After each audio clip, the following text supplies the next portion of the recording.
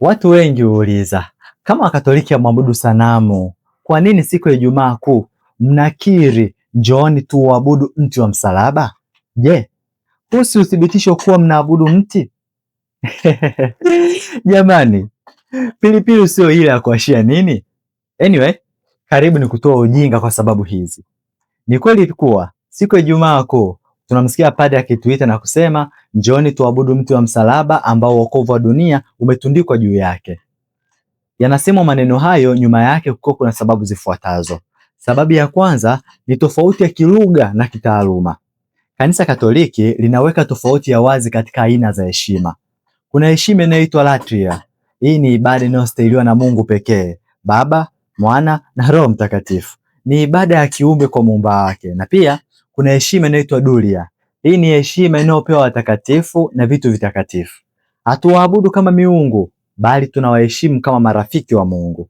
Na pia kuna heshima ya uhusiano. Tunaposema tuabudu msalaba, hatumaanishi kuabudu kipande cha mbao kama Mungu. Badala yake tunamwabudu Kristo aliyesulubiwa juu yake. Heshima hiyo inapita msalabani kwenda kwa yule aliyefanya msalaba kuwa chombo cha ukombozi. Sababu ya pili, teolojia ya mti wa msalaba. Kwa nini tunatumia neno mti? Katika bustani ya Edeni, mti wa maarifa ulileta mauti. Kristo amebadilisha laana hiyo kupitia mti wa msalaba uliokuwa mti wa uhai.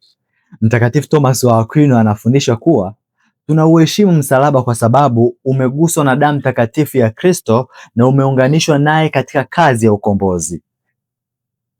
Frederick Quinn alifupisha hili vizuri. Alisema, tunasujudu kwa mwili mbele ya msalaba, lakini tunasujudu kwa akili na roho mbele za Bwana.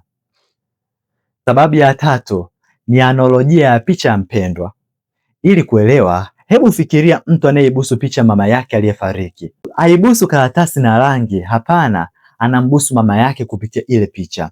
Vivyo hivyo, tunapoubusu msalaba ni ishara ya shukrani na upendo wa dhati kwa Yesu kwa ukombozi aliotupatia msalabani. Kwa nini pia tunapiga goti? Kwani kwa kawaida kupiga goti ni kwa ajili ya sakramenti ya Ekaristi Takatifu pekee.